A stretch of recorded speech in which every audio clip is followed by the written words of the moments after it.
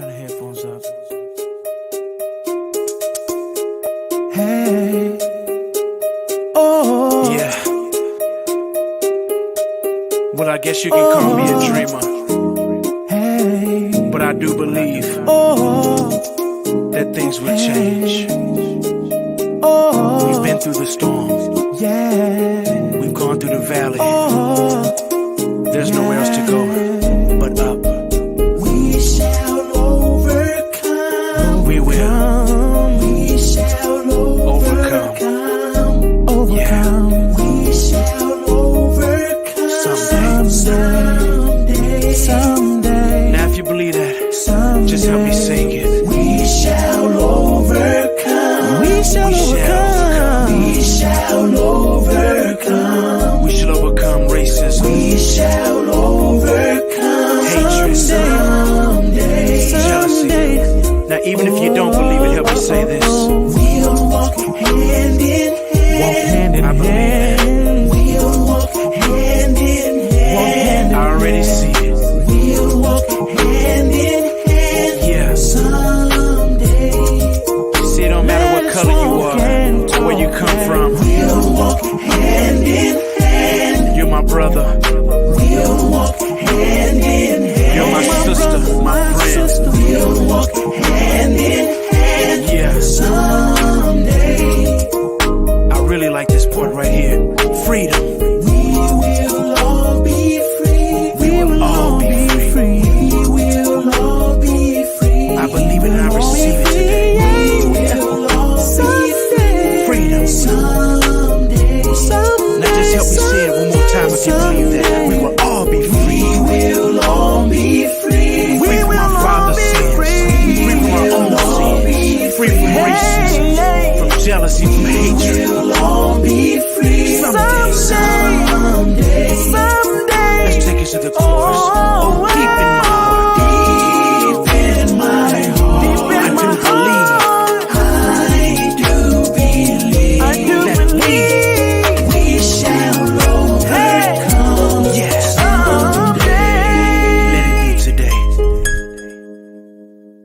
Deep in my heart, I do believe we shall overcome someday.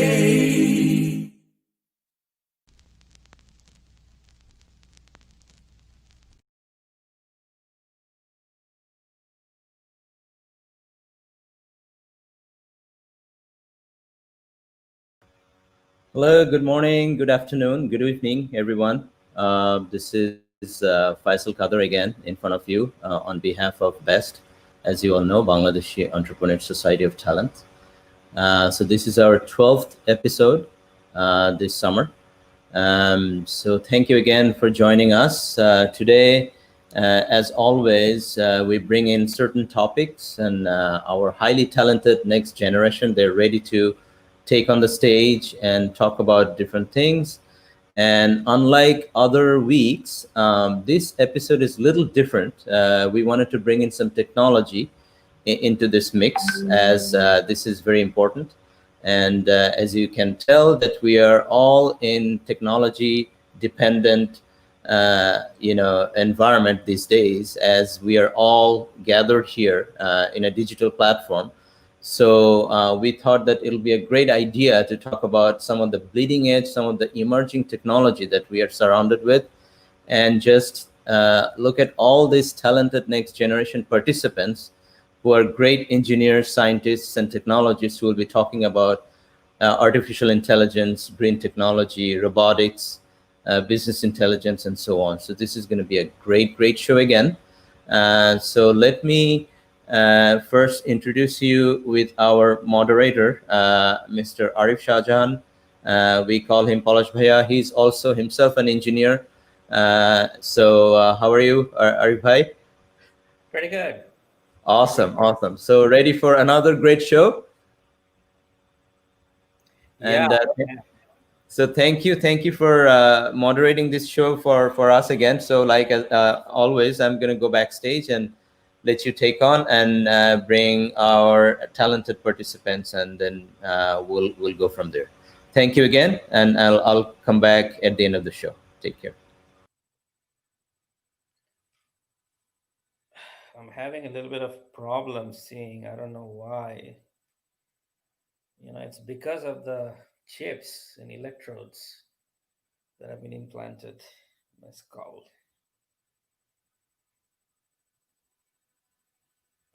Where are you guys? Where are you? Where are all of you?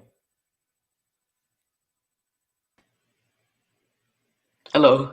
Yeah, Sean, I'm having difficulty seeing. It's all blurry because there was a chip Mm-hmm. was planted in my skull here, and the electrodes. It's hurting a little bit. The Neuralink, right? Let me see you. I mean, Yeah. what's the Well, maybe I can play some music to help you see, or just yeah, probably let you. that will help. I think. Yeah. Okay. So All right, let me. then give me some time while you play this music so that I can think more clearly because I can't think very clearly now. Okay.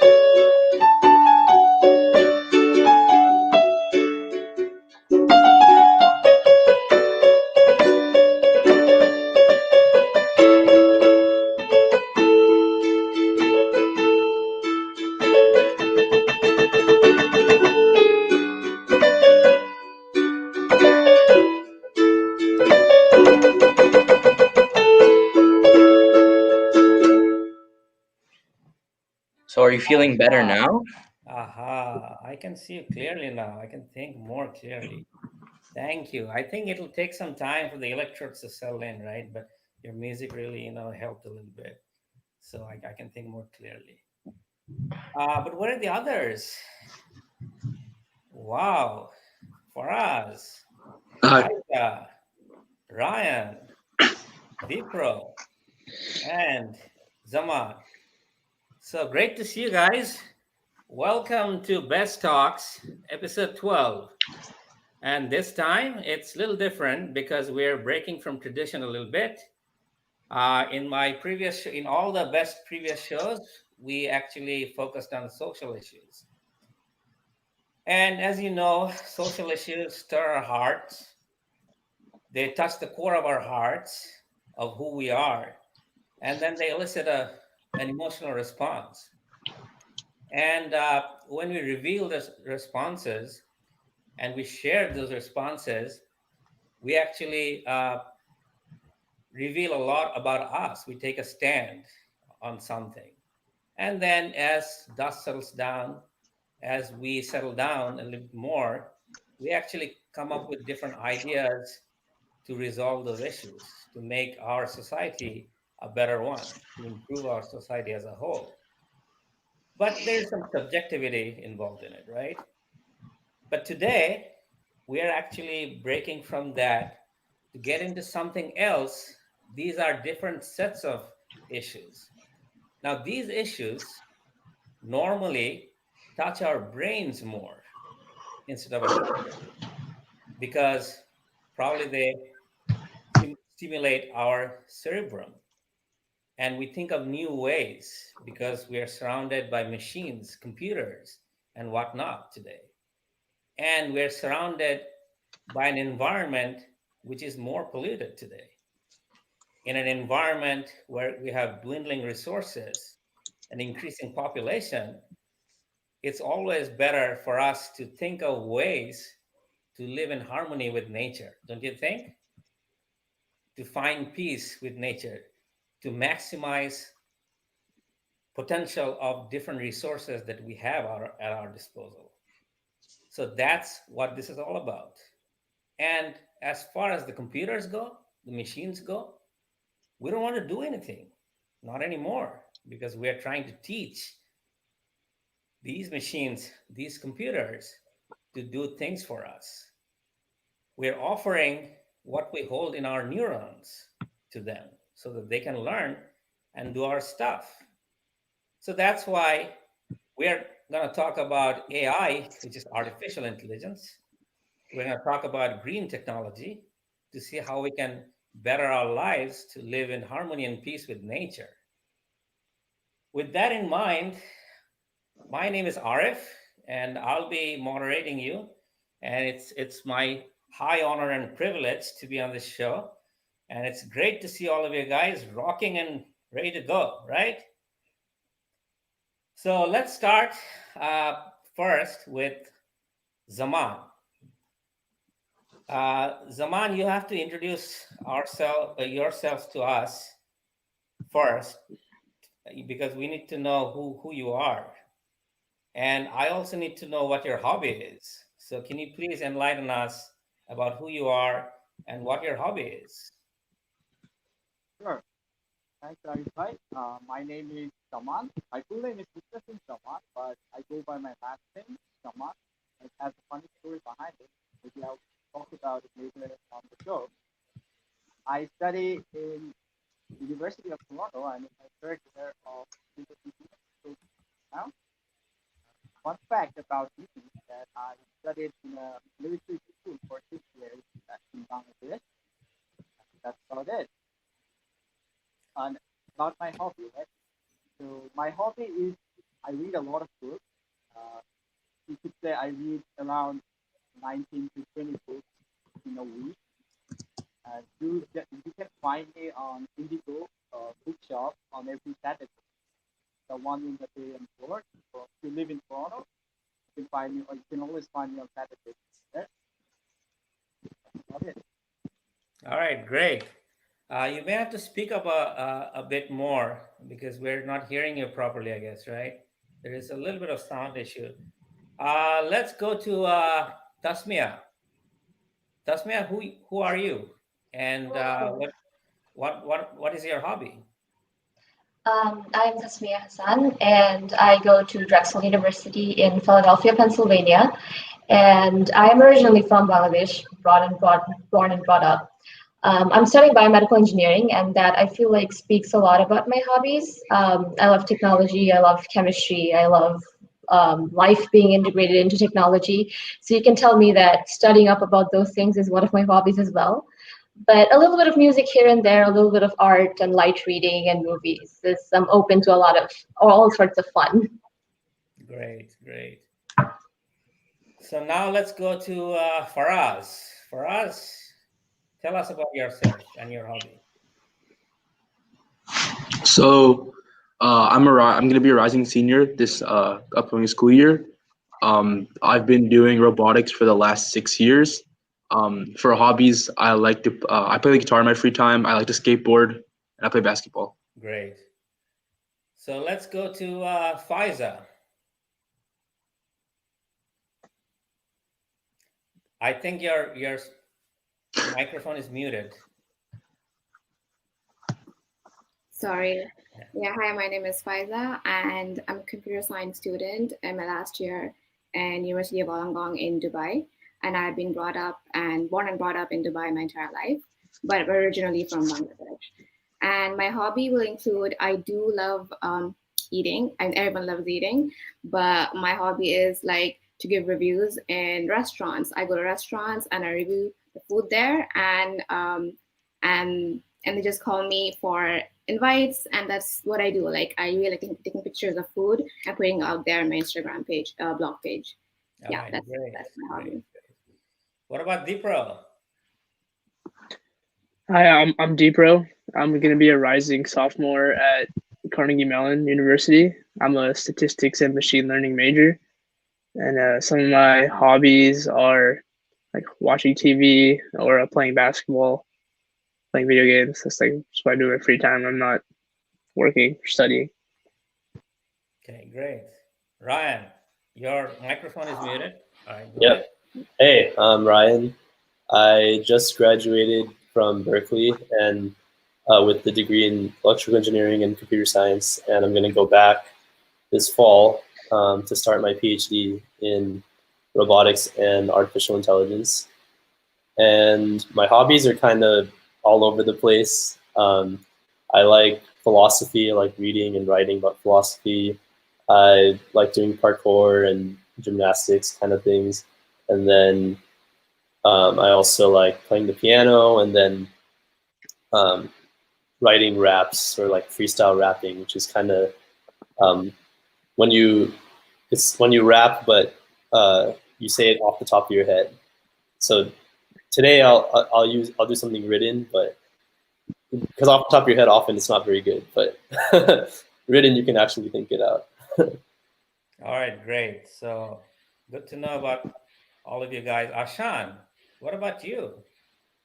Your microphone is muted too. Go ahead. Hello, my name is Arshan Shahjahan.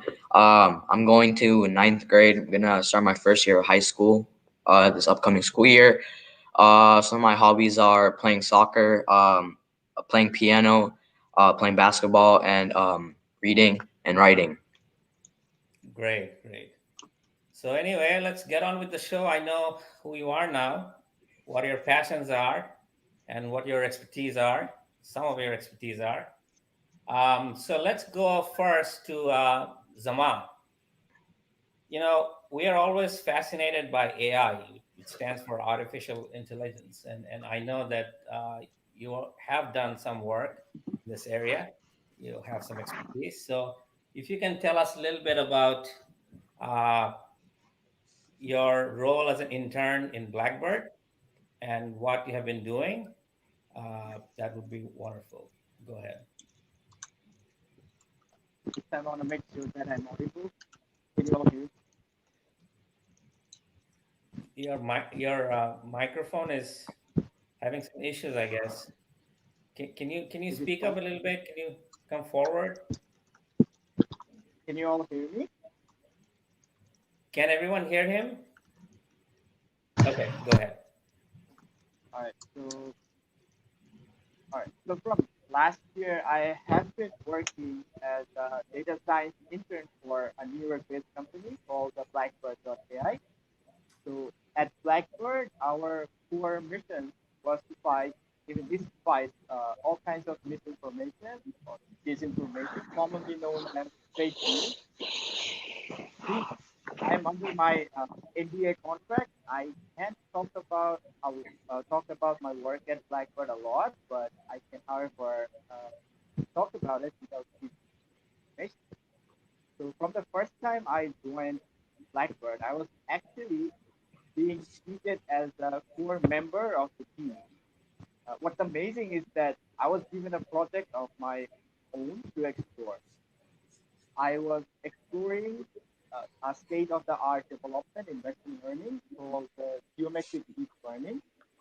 Now, geometric deep learning is interesting because it allows you to implement deep learning algorithms on non-Euclidean data, for example, 3D point clouds, graphs, and whatnot. So it's more of a generalized form of deep learning. To give an example, you can easily use graphs to model a network of you and your friends on a social media platform. Each of your friends can be the nodes of the graph, and the connections between uh, between your friends could be the edges. Now, using geometric deep learning, I can actually find interesting patterns in that social network of yours. For example, how the information is flowing in that network. Let's say how you and your friends end up sharing a post from New York Times. So, looking at that propagation pattern, I can actually figure out that if the information you are sharing over your network is authentic or not. Ironically, fake news spread faster and wider than authentic news. And this summer, I am building a multimodal machine learning model that takes in not only text but also all forms of data, as in video, pictures, and together it analyzes and comes to predict if uh, what you are sharing on the internet is hate speech or not. Okay. Did everybody hear him properly? Okay. I think what he's trying to say is that when he deals with artificial intelligence, there are things that are one dimensional and two dimensional. So, for example, you have images, you have text, so you have a visual representation of those in a 2D or 1D environment, say a sound wave or maybe a picture. So you're looking at it from a 2D perspective. But he mentioned geometric deep learning, which is much deeper than that because what it takes into account is the fact that everything is in 3D in the real world. So what he's saying is if something is 3D, then we can have more data points around it to understand it better, to understand the structures better. Because for a 2D, you have a flat representation. So you can't really, although you know in your brain that this is a 3D image or a 3D representation, but you're not seeing the other data points to study them. But if you have a model which is 3D, a sphere or a human figure, then you can go around it, or say molecular structure, then you have different connections and the nodes, then you know what the structure of it is and it can change. So what he's also saying, I'm saying this because probably the sound was not that great.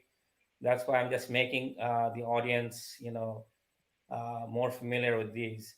Uh, so what he's saying, in a sense, is everything is kind of in a 3D environment, uh, is node and edges. So nodes meaning that every point is a node in a graph, and then edges are the connections between those nodes.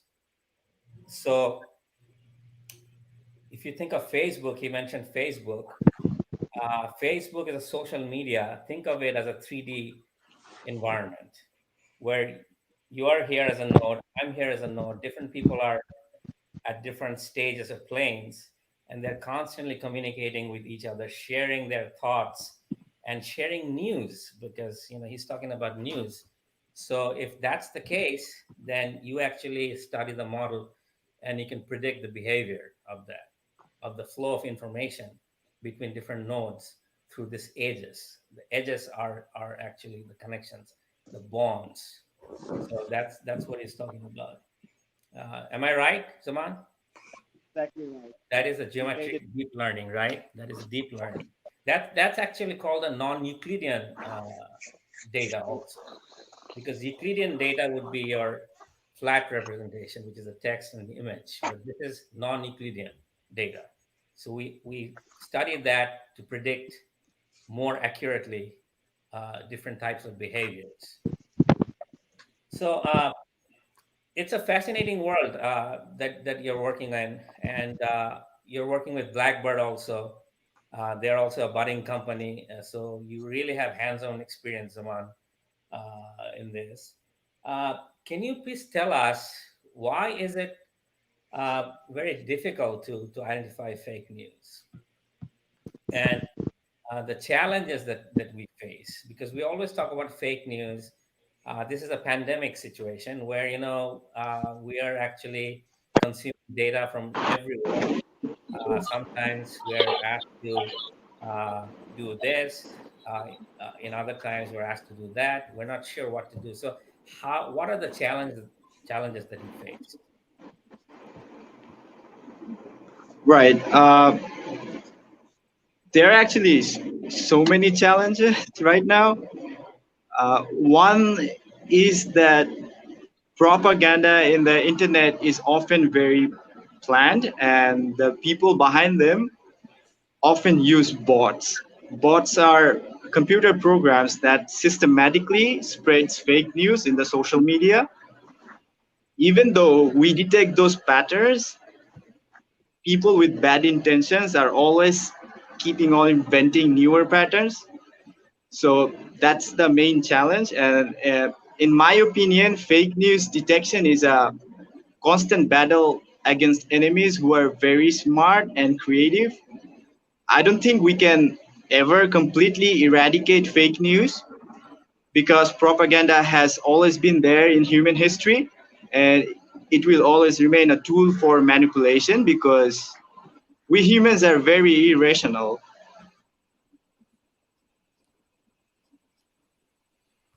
So it's very challenging to actually ferret out the real news from the fake news. Because you always have to, because you talked about the flow of information, so you apply different algorithms, and it's a hard work, right? So do you think, Zaman, that platforms like Facebook, Twitter, where we post you know uh, different things, news item, or anything, pictures or anything, maybe there are some statements from different campaigns. Do you think that these platforms should take any action to root out uh, something that's fake news, or should they let the users decide what is fake news? Okay, so a lot of this is going to be my personal views. I think big companies have a huge responsibility. We're living in a time when corporations are more powerful than governments. And I personally look up to big companies to moderate these issues. However, I'm not very confident on how much incentive the current capitalism provides these companies to act in favor of the users. Ultimately, I think it comes down to people, we, the users, to decide how much influence we let the big corporations exert on us. For example, people living in European Union decided that their personal data and privacy is important to them. So European Union imposed some hard restrictions on data collection within EU. More so, it's hard to define real news. It's not a binary, it's more like a spectrum of realness. It depends on the side of the story you believe in, your biases, your preferences, depends on the culture of your country. Let's say some people in some country might prefer security over their privacy, and some might prefer free services over security and privacy. I think companies should only get involved when the people wanted to get involved. As in the case of European Union, the best option would be to give each user the choice to pick between. So you bring up an important point. What I read was that there is a science behind uh, eliminating fake news or eradicating fake news as much as we can, so that we can actually do our part to bring real news to the audience. But there's also a social aspect to that, and that is the fact that people have biases, which you bring up. It's a very important and interesting point, I think, because that's when you apply your biases, what you want to believe, that sort of thing, to that news. So even if you have already eliminated or eradicated fake news by science, by your algorithms, and you present the news to us, we actually always do not believe that that is the real news based on our biases, based on what we want to believe in it, be it politics, be it environment, be it science or anything, right? So that's a very important point. So there are two aspects to it that you point out, that it's not only science that does the work, but it's eventually up to us also to use our judgment to determine what might be the real news. So science probably cannot do 100% of it. Is that what it is, Zaman? It's my opinion. Yes. Okay, that's good. Yeah. So Zaman will come back to you again. Hold on, and let me pick someone from here. Let's go to Ryan. And I All know right. that Ryan is itching to go. He's almost ready now. Tell us about driverless cars. AI has different facets, right? So, I mean, there's Siri, there's Alexa, my car is talking to me, and all that. But my car in the driveway is still driven by me. It's not driverless. But I'm always fascinated by this driverless Mhm. notion, this driverless concept. And I know that you have worked in a division in Uber with driverless cars. Can you tell us about what you did there and what your experience has been?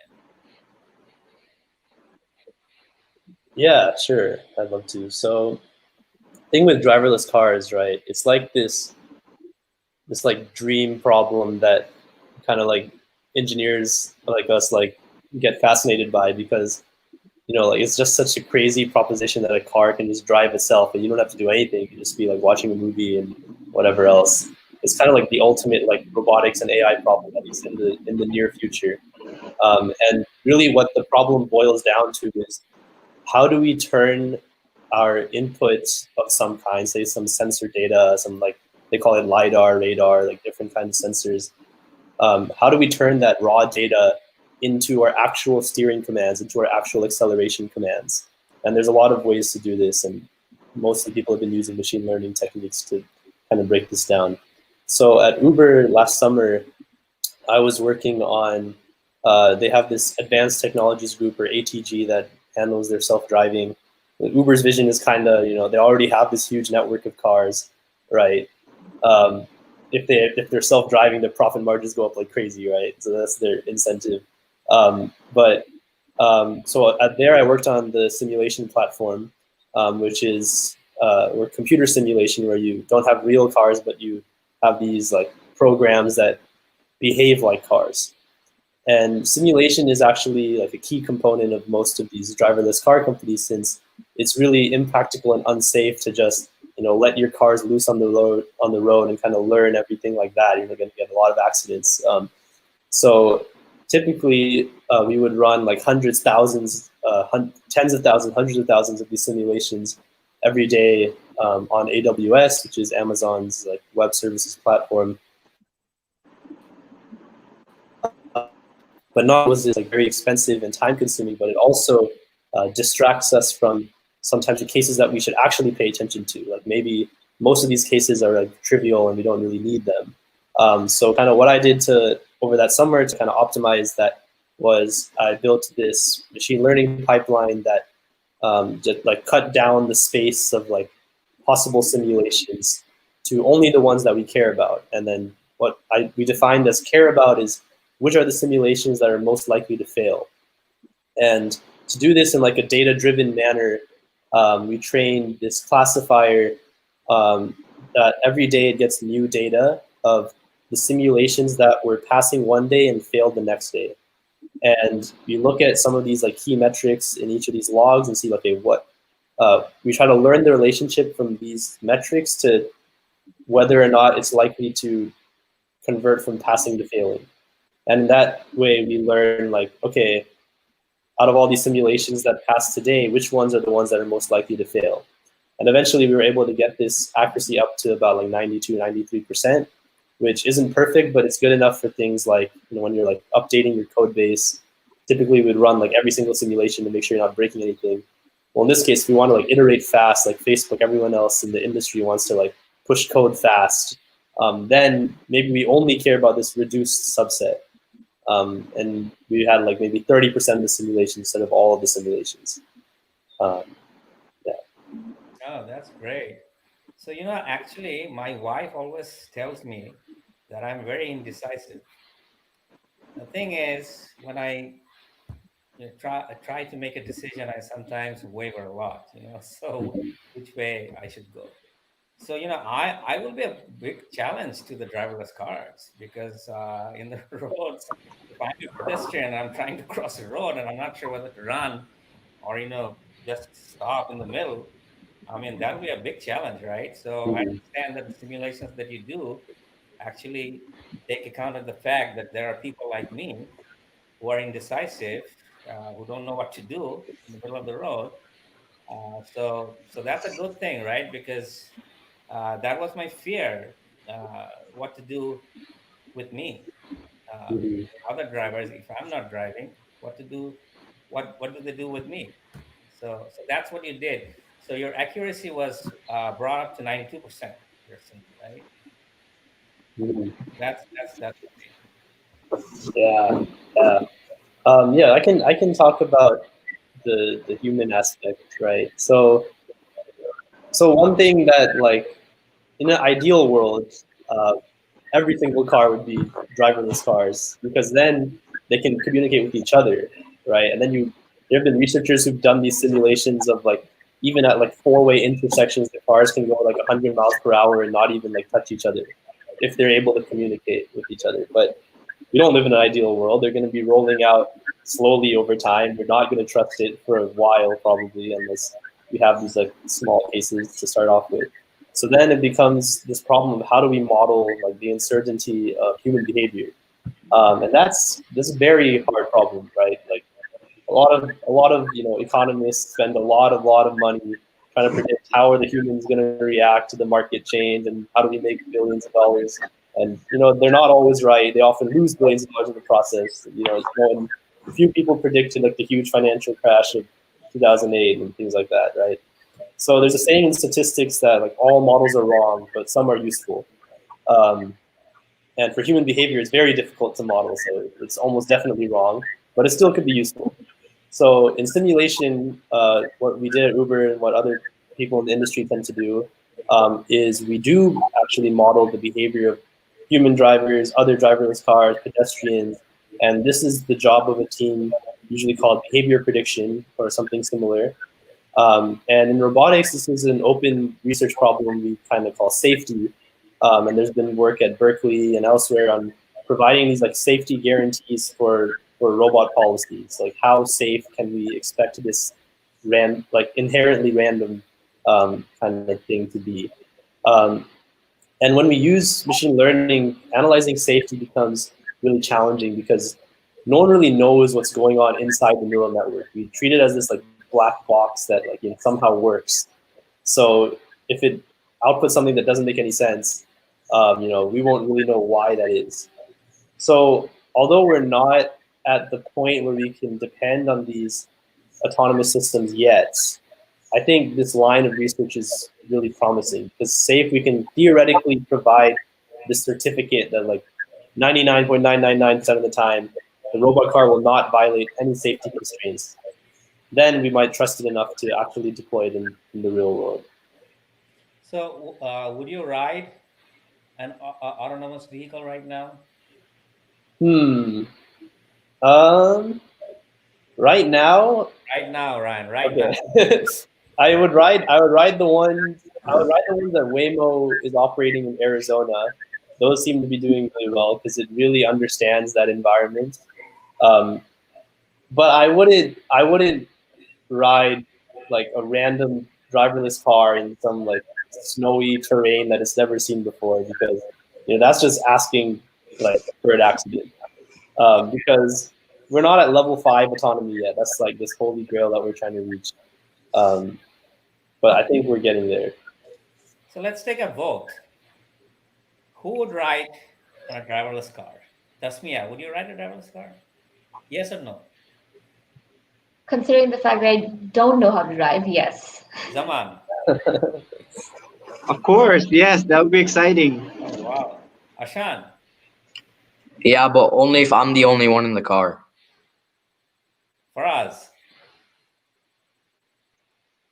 I'd rather just take my skateboard. Faiza. Yeah, I would like to ride the driverless car. It'd be nice. Dipra. To me, different. Yeah, I probably would. Sounds interesting. So talking Want to about see what it's like? interests, let's move to you, Dipro. Tell us about yourself. I mean, Yeah. you're going to Carnegie Mellon, right? CMU, and you're doing pretty good stuff on Yeah. AI. I hear. So can you enlighten us as to what you're doing there? Yeah. So this summer, I'm working on a project, machine learning projects in a lab in the engineering department. It's called the Apex Lab. Stands for Artificial Intelligence for Engineering Products Related to X. And the specific one I'm doing is like a computer vision project. So what it does is it uses machine learning as a tool for medically underserved communities to have a better understanding of their overall health. So using facial manipulation, the app scans your face, and that can be accessed from a mobile device or a desktop. And it scans various features like the color of your face, like change in complexion, eyes, any irregularities, and then it gives a calculated report on your body vitals. So the main purpose is to create a accessible form of medical checkups because countries like where it's deployed right now is Sierra Leone, and India. Those type of countries don't have access to like health metrics like we do. So that's where it's deployed right now, and that's like kind of the goal of the project. And I actually can show you a quick demo if you're interested of like what I'm talking about, what it looks like in action, what it means by like scanning your face and all that. Yeah, let's do the demo a little bit later down the line. Oh yeah, Let's keep yeah. it later. But you know what you told me is really fascinating. One question that springs to my mind is that we are in an age where we're doing this telehealth, telemedicine, and so you think that with what you're doing, you can look at me and you can tell me what ailments I have, or what my pulse rate is, what my blood type is, or what kind of weird person I am. Interesting to say pulse rate. Our last lab is also doing the same thing for pulse rate, working on a algorithm for that. And to answer your question, I say yes, could, because obviously the tools that a doctor uses are like a good part of that is visual, and obviously it's not going to be like 100% without physically taking temperature, without like physically seeing the person like in person, but online online over video, there's visual is like a huge part of it, like how like changes in your face and whatnot. So even if there's like a slight error, it'd still give you like a much better understanding than you would have just by like trying to assume yourself what kind of ailments you have. Okay, so you think that going forward, it'll really help us do Yeah, and more. going forward, it can only get better. Like Okay. it just because everything just builds on prior knowledge. Everything becomes more and more efficient and really related to computer vision and machine learning. So going forward, you can only get more and more advanced and more accurate. I see. So when you talk machine learning, do you have different algorithms for it, or how do you decide on the algorithm of a machine learning? So it's a pretty complex process. There's like a whole lot of complex math involved. But I mean, it when at the very ground level, people just think about the problem, and if we had if you had all the data in the world, how like then if you have that accessible to you, then can you use that data to solve the problem? And from there, you just think of various ways to feed the computer that data and have it understand it in a way where it'll fix the problem for you. And then from there, obviously, you get to the nitty gritty of like the matrix algebra, the calculations, the equations, and all that. And then once you figure that out, then you have something that you can implement into code, preferably. And then once you code that up, then you can start feeding it data. You can start manipulating it how you need to. And then once you do that, then you can, I guess, weigh that with other algorithms you've considered.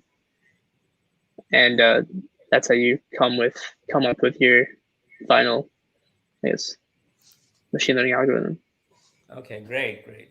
So actually, for machine learning, you have to feed a lot of data, right? The more data Yeah, you feed, the better it gets. Probably, the better it learns. yeah. In fact, like people just call machine learning like just glorified statistics because of how it's just based on just endless amounts of data. Okay, great, great. So that's great. So hold on to your presentation. We'll get to that shortly. Before that, let's go to Faraz. Faraz, how are you today? Oh, I'm good. How are you? Good, good, good. So Faraz, you are a rising senior, right? That's correct. Yeah. Cool. And I remember that you did a demo last year Mhm. uh, with your robotics and all that jazz. It was pretty entertaining. Hmm. Can you tell us about robotics, the programs that you Oh, yeah, participated in? for sure. Yeah. So, first off, I'd like to thank Best and particularly Mr. Faisal Qadar and you for inviting me to the event and to be able to present. I was honored to be there. And so, in fourth grade, I went to a 1 week summer camp at my community college on Lego robotics. And honestly, that's how I got hooked in the beginning. So I started off competing in a competition called FLL, which stands for First Lego League. So First is a nonprofit organization that has 4 robotics programs. And depending on the student's age, they have competitions ranging from grades kindergarten all the way to 12th grade. And these programs are very beneficial for students who are interested in the STEM field. So well, this is actually the robot that we made 6 years ago for FLL. And you can tell it's like really tiny compared to what the robot that I'm going to show you in a little bit. So after I competed in FLL, I moved to the next higher level program called FTC, which stands for First Tech Challenge. So this is for grades 7 through 12. And I could have stayed in the Lego League for another 2 years, but in FTC, you make real robots using actual metal parts, 3D printed parts, composite materials, and you use real electronic components and wires. And with the with the Lego robots, you'd have to code in a basic drag and drop programming. However, for the FTC, you could actually program on Java using an Android platform. So I've competed in FTC for the last 5 years. And during these years, I've filled in many roles. So the first thing is starting with the robot building and programming, which is the first thing that comes to your head when you think about robots. But there's many different aspects as well as outreach and fundraising. And through all of this, I became the overall team captain for the last 3 years, overseeing all robot design, scheduling, and dependencies. So particularly on high performing robots. So let me set this up. This is the robot that we took it apart, but essentially this is like the base frame of our robot. You can tell it's a lot bigger than what I showed you. And an interesting thing about this one is if you can look at the wheels, it has like a bunch of little rollers on the bottom. So these are actually called mecanum wheels. And so these allow for the robot to go sideways and diagonally. So we'll show you like a video of the robot in action on the field in a little bit. But yeah, so how much time do you think one should give this? How much time should I commit to learning robotics? for sure, it's a huge time commitment because for me, at least, I started in 7th grade, and that was when I was in middle school, right? So I didn't really have that much to do. I wasn't doing many activities.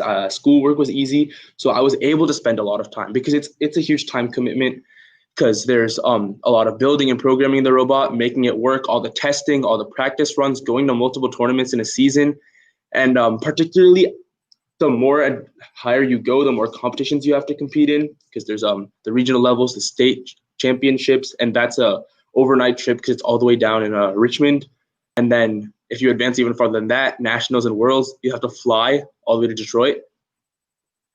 So the robotics season is almost 7 months for us because like obviously the more you advance, the longer the seasons are. So, but honestly, like if I had to say so, all the time that I spent has definitely been worth it, and I don't regret spending any of the time that I spent. Great, great. Let me ask you if there are any scholarships available in school. Actually, yes. These. Even though First is a nonprofit organization, they offer up to $80 million in scholarships to over 200 universities every year. The only requirement and condition is that you continue doing First until 12th grade. I see. Okay, okay. So that's great. So tell us about the skills required to get into this field, because there are some other people who have aspirations to go into robotics. I know that robotics is an emerging field and it combines with AI. So a lot of people will be interested in going to this field. For sure. So, I mean, going in, I had the experience of basic drag and drop programming, like basic logic for programming, and then how to build Legos. So obviously, I didn't have some some magical way to do it. But what I did was I took a bunch of training classes. So I took classes on CAD design for 3D designing, and that really helped me learn the fundamentals for building. I learned 3D printing, wood shop, and laser cutting, and that helped me for basically how to customize the robot. And then I've been programming in Java for almost 7 or 8 years. So obviously that's a little bit in a different case for me. But these days there's so many different resources that learning programming is it can be done pretty easily. Okay, great. So that means our younger generation can take heart from the fact that if they learn these things, they can be Yeah, successful. if you really put your mind to it, because I never thought I'd be doing any of the things I've been doing, like for the laser cutting. So after I took those classes, we have to do a documentation for our robotics. One key aspect is that you have to document your robot journey. And so one interesting thing that we did was for our binder, I laser cut our binder cover out of wood. So this is our binder cover, and the binder covers we laser cut it and made a hinge. Oh wow! Yeah, so our binder cover is made out of wood, and then and you can also do it on like many different materials, such as this. This is like a black plexiglass, and I laser cut our team's logo onto it to make our robot like look more aesthetic. And then this was a 3D printed part that we had to put so basically we had to put like a tape measure in our robot that would extend outward. So this was like the casing for that. And then another thing I learned was how to use composite materials to make shapes. So like I made this hook out of carbon fiber because one of the obstacles for our robot was that we had to hang, right? So we needed like a hook to latch on, but we needed to be strong but lightweight at the same time. So carbon fiber was perfect for that. Great, great. Actually, my right arm, I'm having some difficulty because I play a lot. So I think I need a bionic arm here. Maybe you can help me with that. 2 years down the line. Honestly, it's coming real soon. Many medical hospitals, they're creating 3D printed prosthetic arms, legs, different limbs. Yeah, it's coming real soon. Robotics will come to my rescue, right? Mm-hmm. Oh, that's great. That's great because I can't really do much now. Something happened. Anyway, that's great. So let's move on. We'll come back to you. I know that there are some presentations that you're willing to give, but let's get to Faiza in Dubai. Faiza has been in Dubai for a while. She grew up in Dubai. So Faiza, you actually are in AI too, and I understand that you have been involved in some AI-related work. Please enlighten us about that. Yeah, I am.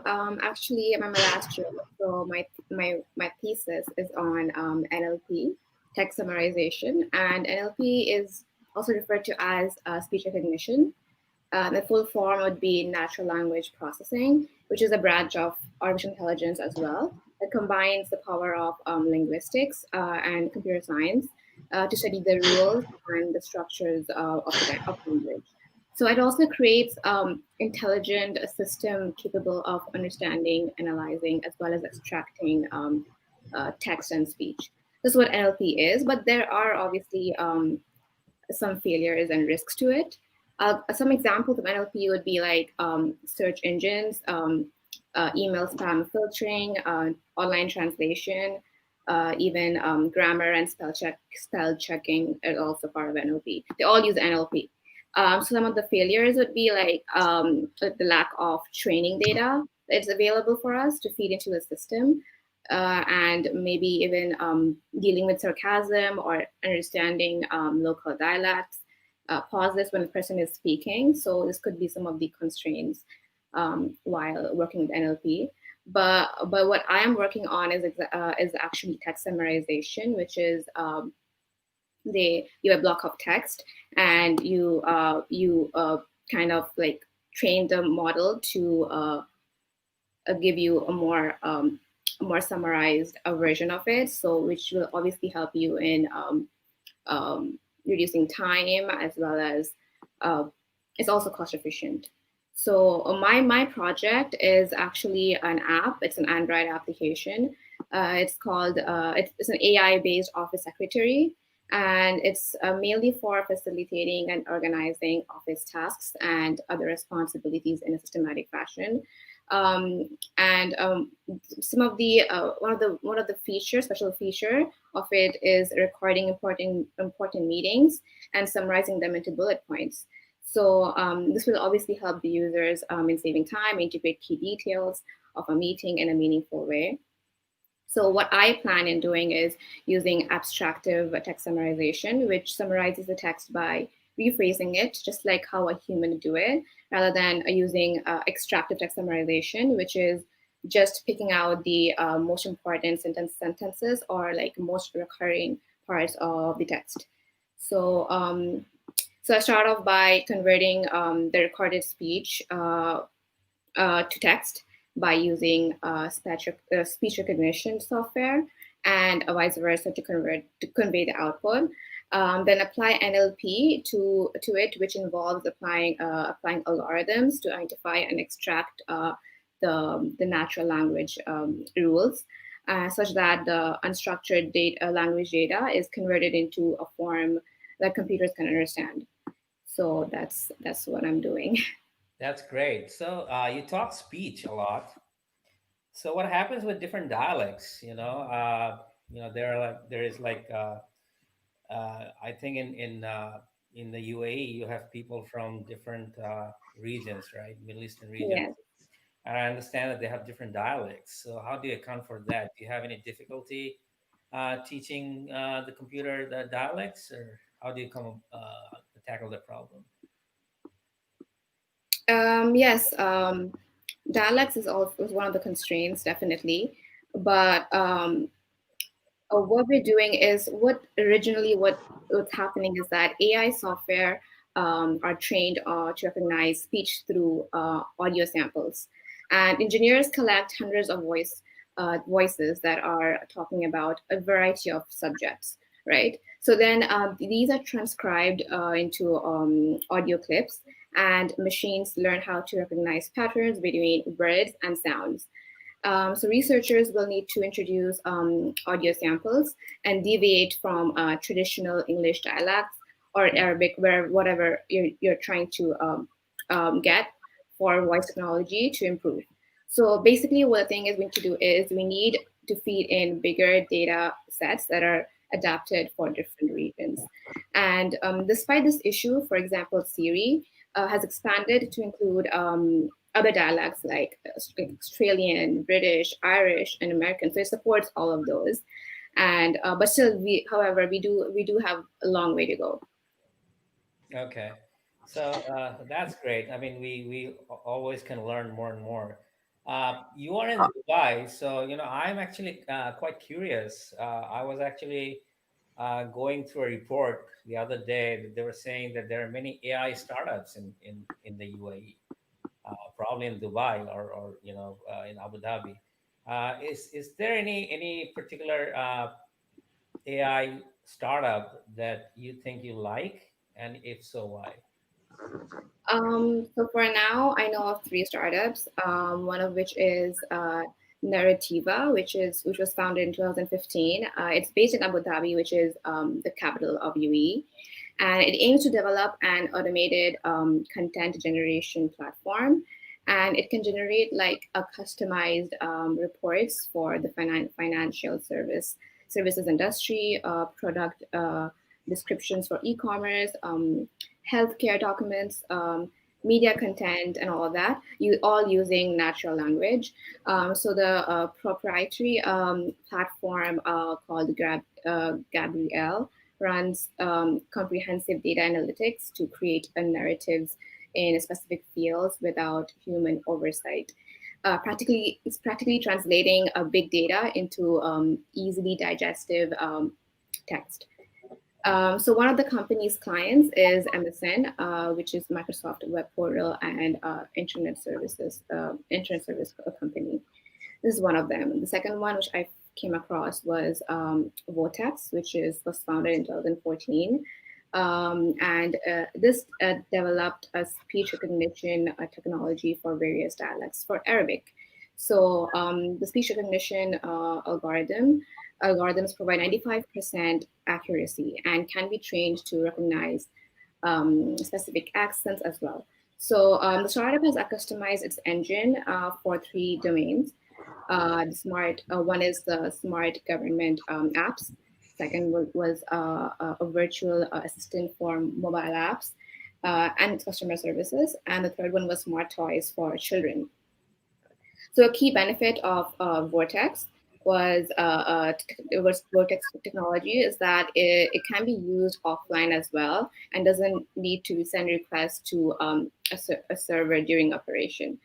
So yeah, and the third one was Dirk, which was founded in 2016, and this developed a system that predicts and prevents road accidents using AI and vehicle to everything communications technology. The system uses cameras on the road to detect dangerous driver behavior, predict potential accidents, and alerts other drivers in the vicinity to 2 seconds before an accident happens using a device that's fitted into each car on the road. So yeah, these are the 3 startups that I know of right now.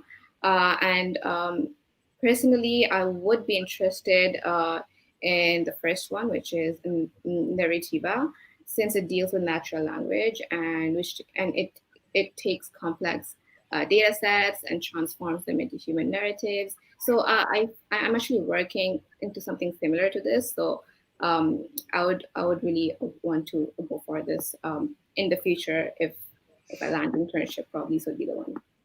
Okay, great. Thank you very much. I actually have a question for Yeah. her. So Arshan, you can have questions. Can I ask you some questions before that? I have yes, questions for you, so I'll give you an opportunity later okay. on. But I need to actually move on to, Iceland, because I have some Icelandic water in my hand. As you know, this is clean water from Iceland. So Ashan, can you tell us about green technology? What is green technology? I mean, what do you want? What do you want to tell us? So green technology. So The in the geothermal past energy. years, we've been using fossil fuels like oil and coal and stuff like that, and we've learned over the years that it's very harmful for our planet, releasing different gases into our atmosphere, and it's basically killing the Earth. We've found ways to use different renewable resources such as solar energy or hydro electric energy, electrical, just all those energies that are basically not harmful for the Earth. It's okay for you to use it. So basically, these energies are they're basically infinite. So as long as the Earth exists, these energies we can use them forever. Can you give us So an example for yeah, Iceland? so basically, Iceland has found a way to use geothermal energies. They've found countless ways to go green. Iceland is a small and resource challenged country, and they have to maximize the potential of like everything they have. They've put geothermal energy where geo means earth and thermal means heat. So basically, all the heat stored in the depths of the earth, they've been using all that heat. So they've been using a system called carbon capture and storage, where the carbon dioxide they release, they capture the carbon dioxide and inject it with water and store them into porous rocks.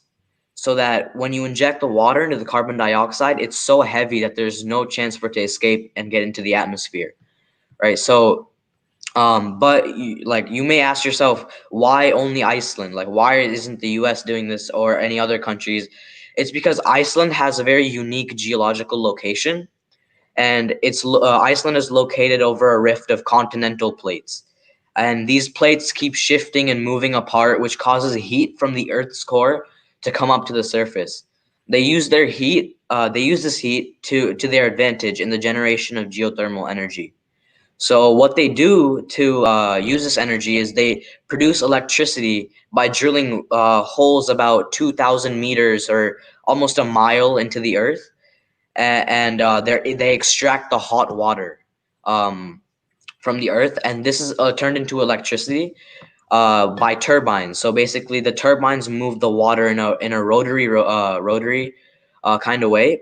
So basically, the hot water is distributed to homes and it's used for electricity. And um, but there's also one problem with this, and that the hot water that they extract from the earth, it produces carbon, like it gives off carbon dioxide, and that's where they use CCS or the carbon storage, right? And basically, they have found a way to have that harmful thing coming into the earth, and they store that into the porous rocks.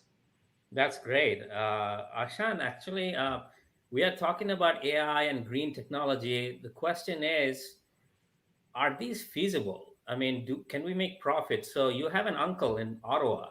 Yeah, He's using green technology in a very good way. right. And I think dollars are involved in this green technology too. So it's not like they're not mutually exclusive. Can you tell us about that uncle and how he's doing on his solar panel project? Right. So I have an uncle who lives in Ottawa and he has a ranch.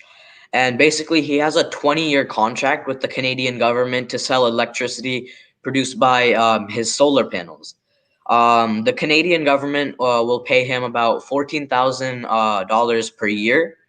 And he buys and installs all the solar panels on his ranch for about $70,000, right? So at the moment, he's in his 8th year of his contract, and in the first 5 years, he has recouped his investment because basically 14,000 times five of the 5 years is 70,000. So with this investment, he's making a profit of about $1,200 a month, and he's going to keep making this profit for the next 12 years until his contract ends. That's great. So that means you can say that green technology can be pursued, and you can have dollars associated with You it. can help the planet and you can make a good side income with it. Great, great. Uh, last thing I want to talk to you about, Arshan, is the credits. There is something called carbon credits, and we can also associate some dollars with it. Can you tell us about the carbon credit thing? Right. So, a carbon credit is basically a tradable permit or a certificate that provides a company that complies with emission standards to sell credit to a non-compliant company. So basically, what I'm saying here is that there's two companies here in this example, and there's a 100-ton emission limit. So both companies have a limit of emitting 100 tons of any greenhouse gases or mostly gases similar to carbon dioxide, right? Um, the main goal for the creation of carbon credits is the reduction of emissions of carbon dioxide and greenhouse gases similar from industrial activities to reduce effects of global warming. So let's say the first company has emit 80 tons of carbon dioxide, and they have a limit of 100 tons. So they have the 20 tons that they didn't emit, and they will sell that credit to a company that has emitted, say, 120 tons. So they have gone over their limit. So they will sell their 20 tons to the company that has gone over, and the company that has gone over will buy their credit, and theoretically they will stay within the maximum allowance. This will give incentives to a good company, and it'll punish a bad one. So also in a way, this is a win-win because one company is making income, and the other company will be kind of helping the earth, getting their extra space. They're buying their credit. That's good. So we have a reward system and a punishment system. Right. Yeah. That's very good. So Right. that's great. Thank you, Ashan. Let's move on to Tasmia. She has been waiting in the wings for a while. Tasmia, you wanted to talk about fusion energy. Yeah. Also something that we're very interested in. Can you please enlighten us on that? Sure. So whenever we talk about green technology, we definitely look at the feasible options that we have currently, like wind turbines, solar panels, geothermal, and whatever the examples Arshan has been giving. But scientists have been on the lookout for something different, something a bit crazier, something that can last like a lifetime. Because all of these other solutions do have a lot of complications. Money can be one, and another can be location, and every other country cannot do that. So in the lookout for an energy that is inexhaustible and renewable and does not produce any toxic byproducts, that is what the scientists have been on the lookout for. And to do that, they looked upon the closest energy bearing body that we have, which is the sun. So the way that the sun works has been influenced a lot of the ways in which we can use fusion energy in the world today. And it is definitely really innovative and a crazy project that we have on board. So we have been using fission energy nowadays, which is all the nuclear reactors have been using all over the world. And we know that it's great, it's renewable, as long as we have uranium-235, which we're using for nuclear power plants. But it also has a lot of side effects and a lot of problems. There has been Chernobyl, and in Japan, a lot of these explosions and a lot of nuclear power reactor mishaps have occurred in the past, and it has created a lot of problems for everyone because nuclear waste is definitely very, very dangerous, and the waste is the main reason why a lot of people are still against it nowadays. So we can take a step back and think about just typical atoms and how do they work. So the ways atoms can be connected, or we can form, or we can have different reactions is by two ways. The first can be fission, is where we split one atom into two. And that is definitely what we do in nuclear reactors right now. And the other way can be fusion, something that's done in the sun, where they take small particles of atoms and they fuse them and form a bigger particle. And that's how they create a lot of energy. I have a little diagram. I don't know if that helps. Just a small diagram of how two hydrogen atoms can be fusing together to form a helium atom, and a lot of energy is being released as well. So that is basically what happens at the core of the sun, and scientists have been trying to find out a way through which we can form like a mini sun on Earth. And this is a very challenging technology because definitely it requires a lot of huge amounts of a lot of high pressure, a lot of high temperatures, and the conditions has to be perfectly right for the fusion reaction to occur on Earth. And that is exactly what people are striving towards. Different countries have been investing billions of dollars. China was on the run. There is a place in France which started years ago, and probably in the next 5 to 10 years they'll be done with another new project. And different countries are really, really interested in all of these fusion projects because it's literally like creating a mini sun on Earth. Now, why are we spending so much money and time and energy and research behind this project? First of all, it will never run out. We will have hydrogen throughout the existence of Earth, hopefully. And another advantage to this is byproducts. There is literally no toxic waste byproducts that you can find coming from the fusion energy, at least the ones that we have been trying out right now.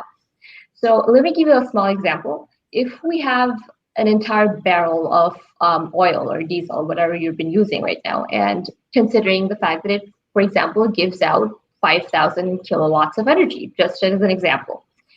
If we use fusion power, the same 5,000 kilowatts of energy can be given by just a glass of water, and that's just it. So it's a crazy concept that people really have been trying to perfect it for years, and it's still on the research end. So it is pretty crazy up till now, but it has definitely been on the lookout for, and it's something to be looking out for in the next 10 to 20 years. Okay, that's great. You also are very passionate about microplastics, the term that we sometimes hear in the news. Can you tell us about microplastics?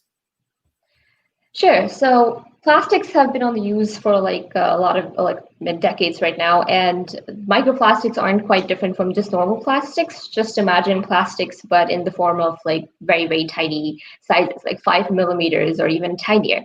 And we've been using plastics everywhere right now. And the main problem with plastics is they are not decomposable. So that's why we find them in the sea, find them in the landfills, and in the oceans. They're polluting basically our entire environment. And the problem with these bigger plastics is we can find out a filtering methods. That's fine. It's still not fine, but there are ways to which we can take out the big ones. But the problem really strives up with the smaller ones because there is literally no way we can see them with our bare eyes. And they get into fish food. The fishes eat them, and then we end up eating the fishes, and it ends up in our body. And there have been a lot of health problems because of microplastics. Somewhere on Earth, we found out that this person had a lot of grams of plastics in their body, and they didn't even know how. But it's crazy how it's integrated in whatever we eat and whatever we drink, because it's like really hard to find them and filter them out. And microplastics have been affecting marine life and ocean life for like years now, and that pollution definitely has increased a lot. Considering the fact that we are right now in a pandemic and we've been all using surgical masks and gloves and a lot of other things, and we've been disposing them off, but not correctly at all. We can see them in the streets, we can see them in the oceans, and it is definitely making the situation worse. So it's great for if you can make people understand that there are ways through which we can dispose off and take care of our environment and not make this thing go worse.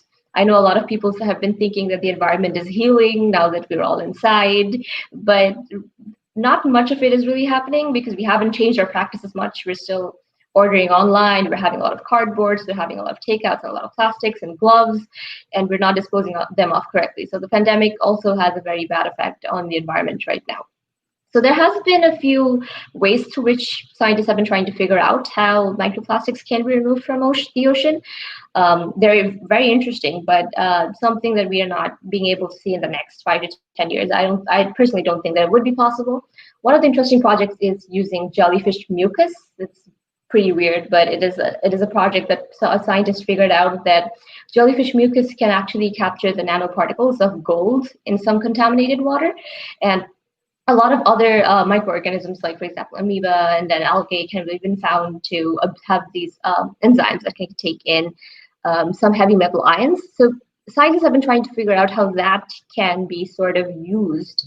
That mechanism or that technology can be sort of translated into absorbing and disposing of microplastics. But it's something that still I don't think would be possible in the next 5 years or 10 years. Okay. Yeah, that's great. I mean, microplastics, a lot of people don't think about those. And there is simulated sunlight sometimes that can be used to break down this carbon polymers into smaller pieces. That way we can probably eliminate some of them. So that's great. Let's do one thing now. I think we have to go to the demos. We're running a little short on time. The first demo we'll do is from Deepro, because he wanted to show us his facial recognition thing. Deepro, so the stage is yours. Can you show us the demo, please?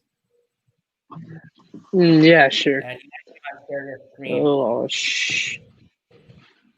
yeah.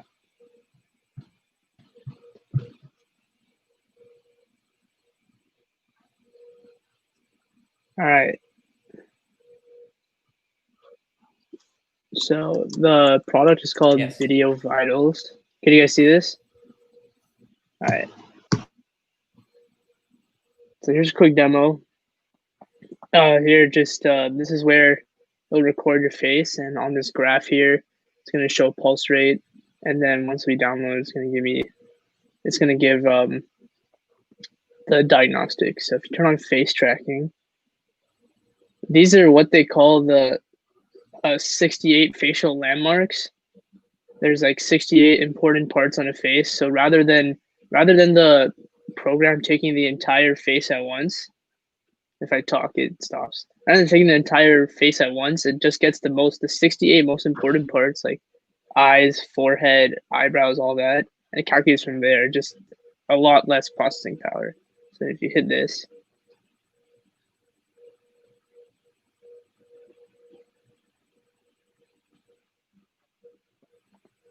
then you can stop whenever you want. I'll stop right now. Oh wait, I guess it needs more time.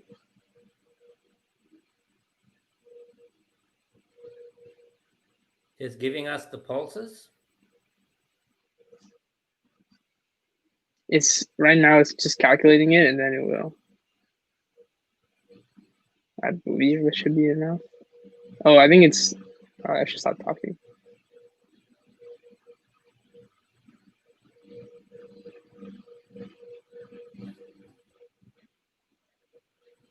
Yeah, I think if I talk and move, it messes up.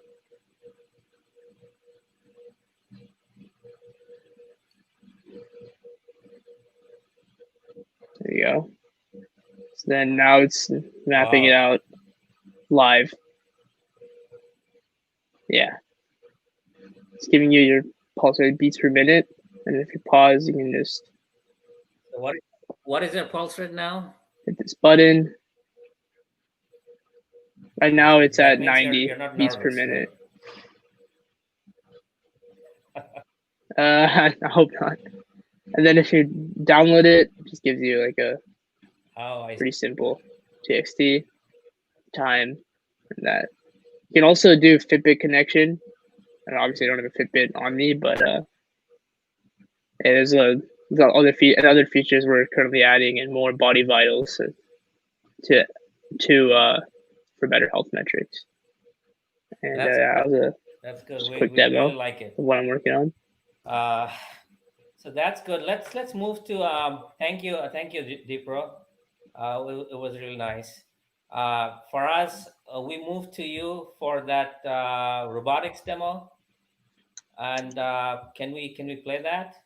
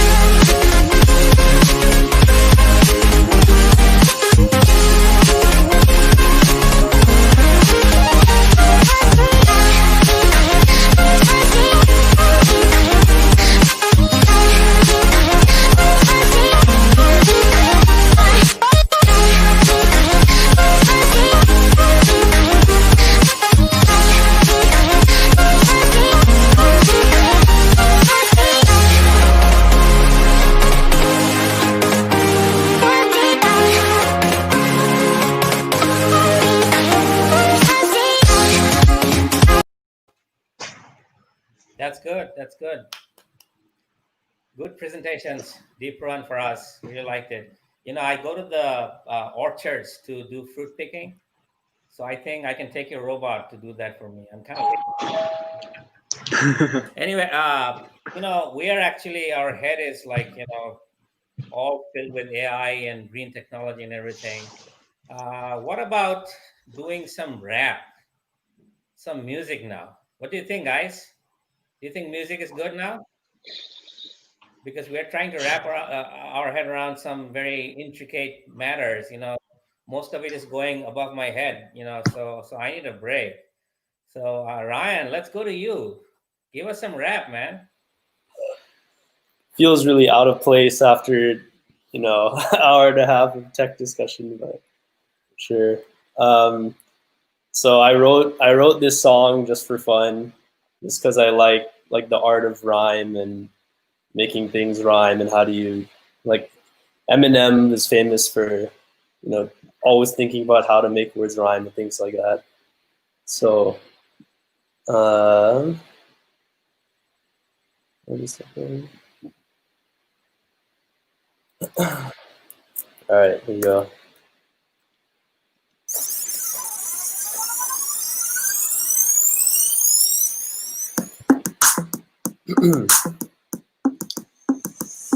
Peter Parker, but darker, more like Miles Morales. Put on a suit of armor, my intention is malice. I'm Vader with the lightsaber, saber-tooth traitor, greater against your bones like alligator. See you later. Or Qui-Gon, icon from Taiwan to Saigon, mauled by Darth Maul, but let bygones be bygones. I'm gone. Use all my pop culture references, but the rhymes is stop because this bit is effortless. A vanquish opponents as they languish and anguish over my command of the English language. Shakespeare, but an engineer, blacksmith, wordsmith, Horatio with the arpeggio. Of course, with plenty of metaphors within the course, the sword is synchronized with the beat like semaphores. Don't force it.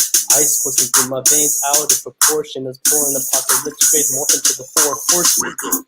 You are not the protagonist, better run for your life. Cause I'm not a pacifist, no miracles now. You're no Jesus of Nazareth. You messed up and now you're trapped in the labyrinth. Say your prayers. Trapped in the labyrinth, I'm no miracles now. You're no Jesus of Nazareth. You messed up and now you're trapped in the labyrinth. Maybe ladies think of Slim Shady. I said, maybe if you cross that with Hades and give the freaking rabies push a sprinkle of Poseidon, violent with the tide and dwell in hell with the pilot and the private island. Use the river sticks to crack your back like toothpicks, upside down crucifix, sticks to my wrist. Shoot. Great. I'm Dallas Doctor legit. I keep it 300, it's all in homeostasis. Forget bros before hoes, I like homeostasis. Yeah, one-to-one connection, like goodbye ejection. Now inspect this injection of infectious inflection. Or the taking the kicking, starting soda, and all my elevate, breaking and shorter and definitely closer. And might ventilate, but neither hesitate to shoot or bossy, attractive, trusty, roughly, poetry, criminal, lossy, enough capacity, copy, prosty, animal, eagle, like broccoli. You are not the protagonist, better run for your life. Cause I'm not a pacifist, no miracles now. You're no Jesus of Nazareth. You messed up and now you're trapped in the labyrinth. Say your prayers. Trapped in the labyrinth, and no miracles now. You're no Jesus of Nazareth. You messed up and now you're trapped in the labyrinth. Great. You know, I'm tied to my chair. That's the problem. I can't dance. I felt like dancing, but how can I dance? I'm tied to my chair. That was a great piece. Thank you very much. So, guys, we're actually running a little short on time, but Faraz, I know, is waiting with his guitar, and we really have to listen to his guitar before we move on to the other questions. Faraz, where is your guitar? Right here. That's a big guitar, man. All right. Just a disclaimer: I self-teach myself, and I started learning this song like yesterday. Because so I want to see how it's like a test for myself to see how fast I can learn something. Yeah.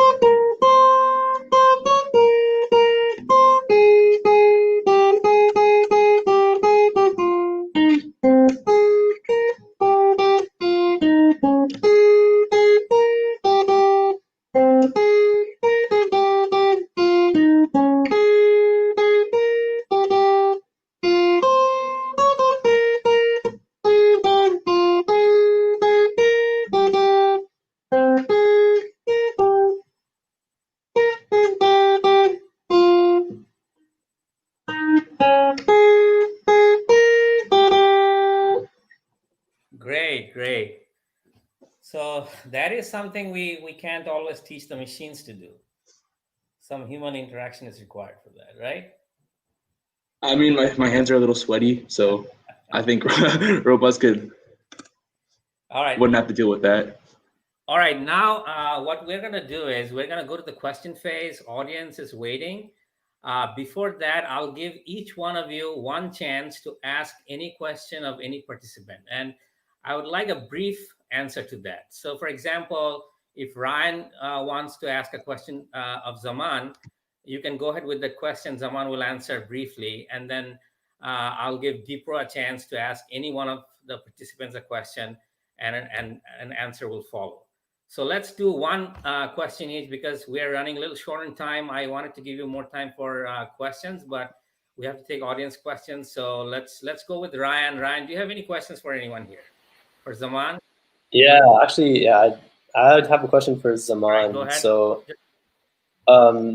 So fake news, like obviously this huge issue lately, especially in the upcoming election. I'm curious how it's going to play out. But one thing that that I'm worried about is this thing called deepfakes in computer vision, where we can very, very realistically generate video, audio, images that are not real, but they look real.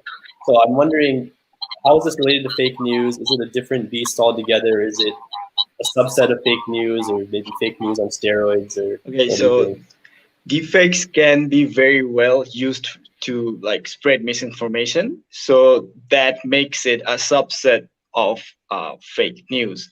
So my personal view regarding deepfake is that it can be detected as long as the good side has very good computation power and a large collection of data than the bad ones. If somehow bad ones get the better computation power, I don't know what to expect. And for the upcoming election, my view is that it's gonna be much better than 2016 because Twitter and Facebook are running their sophisticated algorithms right now to detect hateful speech or hateful contents in the social media. So you should expect a better election this time. All right, this is a lightning round. Now, next question. Deepro, do you have any question for any participant here? I got asked like Farah's. Like I know like robotics is like a pretty popular thing people like to do in high school. Like what are your like plans for that after that, if you have any? You're muted. You're muted. I didn't realize that, my bad. So obviously, I think robotics is going to be a huge thing in the workplace, and it's going to go both ways. Like it's going to increase a lot of technology jobs, but at the same time, it's going to decrease a lot of labor jobs. So obviously, I want to increase my knowledge, not just on the building side, but on I want to start implementing AI in some of the things I do, because we did like I'm sure because you used artificial intelligence image recognition, so we had to use the same thing for our robotics to use TensorFlow. So I want to get more deep into that, into like deep learning, things like that, and maybe have some like and be able to implement some more like real life applications. All right, great. Good. Next, Zaman, your chance. Lightning round. Yeah, so my question is for Ryan. Ryan, you mentioned that you are into philosophy a lot.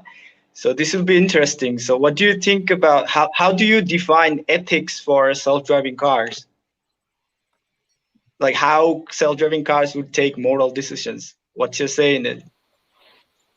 Yeah. I mean, maybe disclaimers, I'm not much of an ethicist. So this is actually a really deep philosophical problem. Probably one of the most exciting problems in like modern philosophy is deciding how do we deal with the ethics of the self-driving car. One aspect of it is, whose fault is it when an accident happens? I think that's like case by case basis. It's very nuanced, right? So human behavior, we already know it's very irrational. If a drunk driver like causes the accident, like that's not the algorithm's fault, right? That's the drunk driver's fault for doing something crazy. But if the car misclassifies a stop sign as like a speed up sign, like that's very much the algorithm's fault. So having an understanding of what's going on in the scenes is really important for that. And then the other kind of important question is it's kind of related to the trolley problem, if you're familiar with it, where this classical philosophy problem where you have a train going on this track and there's one person, or there's 5 people strapped to the track, and if you don't do anything, like those 5 people will get hit by the train. But if you switch the track, then only one person gets hit by the train. And the question is it more moral to do nothing and kind of let fate do whatever, or like take action and then in the process like save 5 people but hurt one person who wasn't otherwise going to get hurt? And then in self-driving, the context is, if you're about to like swerve away from a pedestrian, do you put the pedestrian in harm or do you put the passengers in harm? And a lot of self-driving car manufacturers are kind of motivated not to harm the pedestrian or passengers, because how are you going to sell the self-driving car if you say, I'm going to harm you before I harm anyone else? But then it's very complicated. So MIT did this study on how you vary the passengers and the pedestrians. What kind of decisions do you make? So if there's an old person or versus a young person in various positions, or if there's a group of people versus one person, or if there's an animal versus a person, and every time is like a kind of different decision. So I think it will require like a team of philosophers to answer something like this, but it's really not a simple question. But I think it's also kind of contrived, how many times you're going to have to swerve out of the way of pedestrian and also save the lives of your passengers. But cool to think about. All right. Tasmia, it's your turn. Lightning round. Yeah, sure. I had a question to Deepro. I was really interested in the facial pulse recognition and all that stuff that you were just showing. So how reliable do you think that will be, of like the doctors and the physicians relying on the data that the system provides, and how long do you think like this will be used in hospitals or even in the US? Well, I mean, hopefully a doctor or professional wouldn't have to rely on it in the first place. Like it's usually just something that people use and don't have access to that sort of like actually professional help.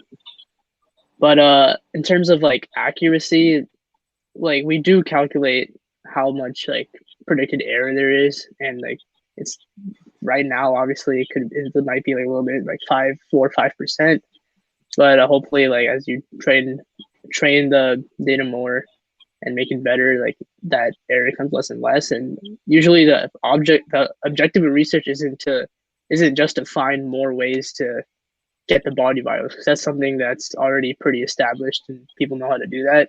The objective is just how can we make it more accurate, more like how can we make it faster, how can we make it like more focused on specific areas. And like as more and more people pursue that sort of research, I think it'll be something that will be accurate enough for even like in some cases to replace a professional. All right, Faiza, it's your turn. Lightning round, go ahead.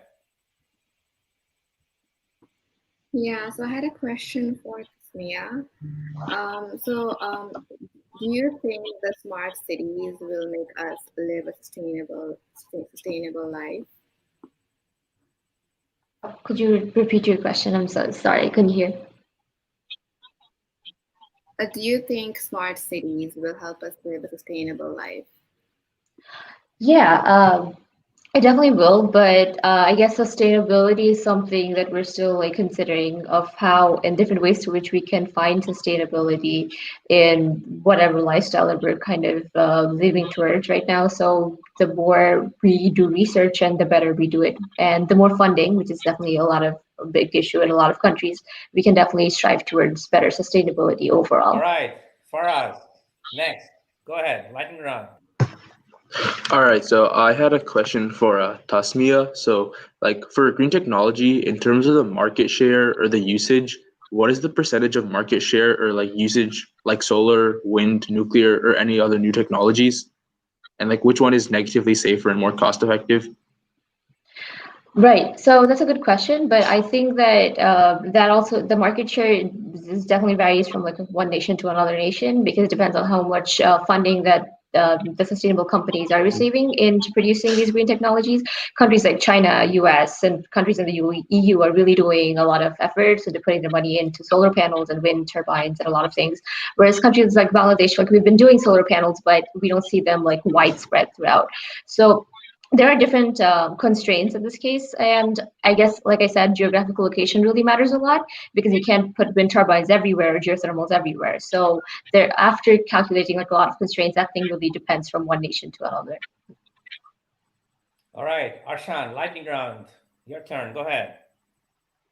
Yeah, so I have a question for Ryan. Do you think that we could introduce autonomous vehicles in Bangladesh anytime soon? Because of all, if not, what sort of changes do you propose? Like, because all the packed streets and all the chaos on the roads. Yeah. It's okay. So right now, like there are like some levels of autonomy already in the U.S. and some other places, but it's more like between like level 2 and 3 is what we call it, where there's Tesla, Audi, GM, some others are offering like limited autonomy where you have modes in which the car takes over, but then you also have to be behind the wheel in case of emergency or in case of something that doesn't make sense. And we also have like Waymo at level 4, which is even higher, but it's in a very restricted zone in Arizona to keep it safe. So Bangladesh is tricky because I doubt even like I could drive a car there. like like the amount of traffic and like vehicles and traffic violations, when people don't follow the rules of the road, can make it very hard for a self-driving car. And the biggest thing I would say is that the test environment is, what we call it in machine learning is like there's a training environment and a test environment. And you want to minimize this gap between test and training, because if you train on something that's not at all like test, something bad's going to happen. You don't know what you're going to do.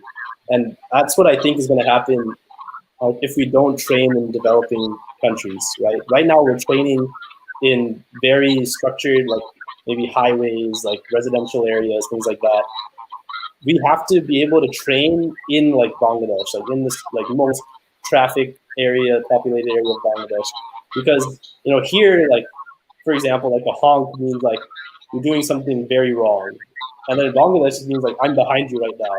Like those two things are like radically different. Like what in Bangladesh is the honks all the time. Maybe here there'd be less honks. Like you have to, the subject car would have to know, like this honk isn't as like crucial like there as it is here, something like that. So I think if we're able to train in Bangladesh, then there's hope. But before that, there's not. I would like to follow up with that question. Just a quick comment I wanted to make is when you bring up Bangladesh, I don't know whether you guys know it, but Bangladesh has been installing some solar homes in some of the rural areas, and those solar homes are providing clean electricity right now. So that's a very positive sign. I'm very proud of that, and I hope that there'll be more effort to expand electrification through clean renewable sources. The other thing is when it comes to geothermal power, there are some areas in the northern part of Bangladesh where they've identified some zones that can tap into the geothermal power. So just to let you know, those developments I'm very proud of. So I hope that we can have some more work on renewable energy going forward. So with that, I actually had a lot of questions. If I wanted to ask, I could ask you 100 questions, but unfortunately, we're short on time. I just wanted to say that I'm very, very proud of all you guys. And if I were to get on a spaceship for Mars or some other planet, I would take all of you together because you would give me all the answers to all my questions. So, question for Ryan from the audience: what do you think about lidar-based approach by Waymo and others versus non-lidar-based approach by Tesla? That's the Yeah. So I maybe a quick summary of what those is. Like lidar is a type of sensor where it uses lasers to hit something far away and get information back, and you can reconstruct a 3D scene around you and what's called a point cloud. You have all these like points in 3D space to kind of understand the scene around you. And then radar uses radio waves to kind of do the same thing. I mean, personally, I think we need LiDAR because you just can't match that like level of precision with just radar and cameras. You need like that 3D understanding that is very hard to get otherwise. I mean, Tesla has been shown to like do pretty all right without it, but I think they're gonna reach the limit at some point. So personally, I wouldn't bet on it. And also, Elon Musk is getting more questionable these days. You know, his decisions are getting erratic. But I'm not sure. I'm not an expert in sensing technology. Thank you. Question for Faiza. Several vendors tried bots, but the speech competency turned discriminating. Why did that happen? Can you see the question on screen? Yes, yes. So the same thing with the constraint which I already mentioned previously. We just need a really big data set to train the model. So the more we train, the better it gets in understanding different kind of what was the question again?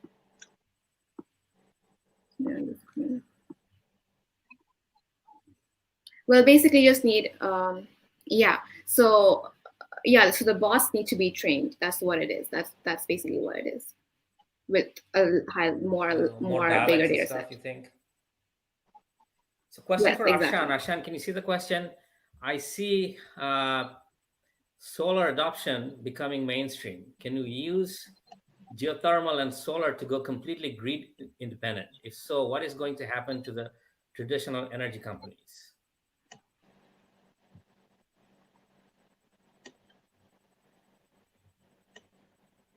You're muted.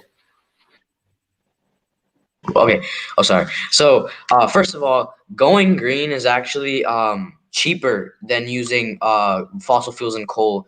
So, when coal is about 5.5 cents per kilowatt hour, where geothermal energy is 3.6 cents per kilowatt hour, and there's like thousands of and hundreds of thousands of kilowatt hours going into this. So, that's a lot, and saving about 1.9 cents is actually like a lot if you think about it in the long run.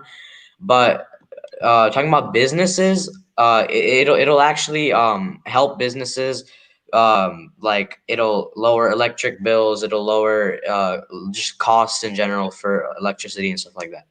But there it is also like installing solar panels and all that, all the green energy stuff can also be quite costly. And like if you don't know what you're doing installing this kind of stuff, it could actually like not work well for you. Okay, question for Faraz. How can a new person participate in this type of robotics program, particularly school-aged kids? So the easiest way to do this is to see if your school has a team for any robotics programs, and if so, it's pretty self-explanatory. You can just fill out the club form, and you should be good to go. And there are 2 robotics programs for school-age students, right? Because FIRST has 4 of them, but one of them is for like little kids in the kindergarten. So there's besides from FIRST, there's another one called VEX, which is another line. And some schools decide to do VEX instead of FIRST because it's a little more cost effective for them, and it doesn't have as many components as FIRST, so it's easier to manage. But if your school doesn't have a robotics team, which is what happened in my case, you can find a community-based team from a makerspace or a robotics club, or you can just create one yourself with a few neighborhood friends, which is pretty common for the FLL. So the costs and fees vary, and they go substantially higher as you progress through the program levels. Because if you're advancing to the state championship and beyond, there's going to be many costs aside just from like the robot, because there's registration, tournament fees, traveling, hotel costs for overnight competitions, and more.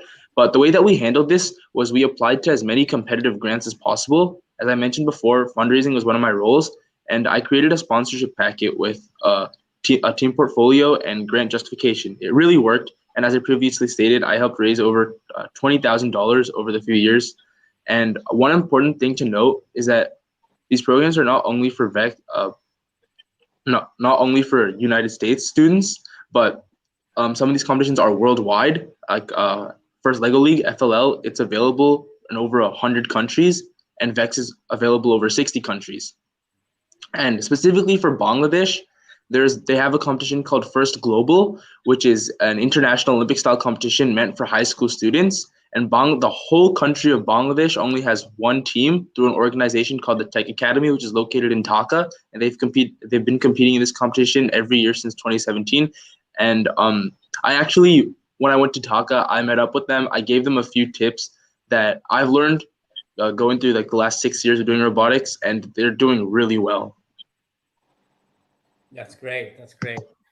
So, guys, it was very good talking to all of you. And I would like to ask you something.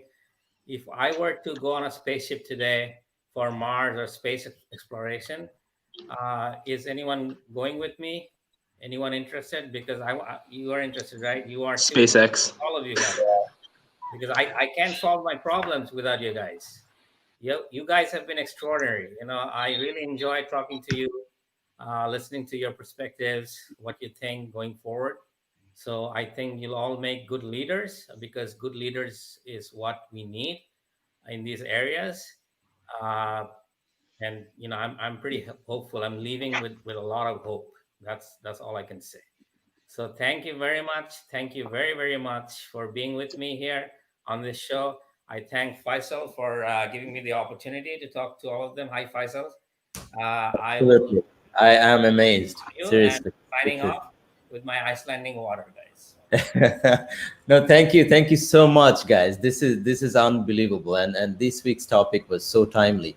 And coincidentally, actually, my dissertation topic is self-driven cars, and I work in the cybersecurity space, so I do a lot of research on what happens if one of those self-driven car is hacked. Then somebody takes over your brake, and then you're pretty much doomed, right? So we do a lot of driver behavior, self-driven cars, and eye tracking to do the distraction analysis. So unbelievable. I mean, I was like thrilled, super thrilled on all the green technology and robotics. I mean, you name it. This is amazing, and keep on going. You guys are the next leaders. So I congratulate all of you, and we're going to be back with you. We're going to have more technical topics like this. I'm sure the audience have learned so much, and so have I. And thank you again. So our next week's topic is going to be back to some social aspect. So we're going to talk about celebrating Eid and how we did that in this pandemic situation, and then the week after we're going to talk about some other social aspect of different topics, as you all know. So with that, please don't go anywhere. I'd like to thank you all. I'm going to put you in the backstage, and then we're going to finish our show with a little bit of a slideshow of all of you guys that we do every week. And until then, have a great weekend, and see you all next Saturday, the same time, 12 p.m. Eastern from around the world. And thanks again, especially Faiza from Dubai, and Zaman from Bangladesh, and all of you from North America. Thank you again. Thanks for having us, guys. Take care. Thank you.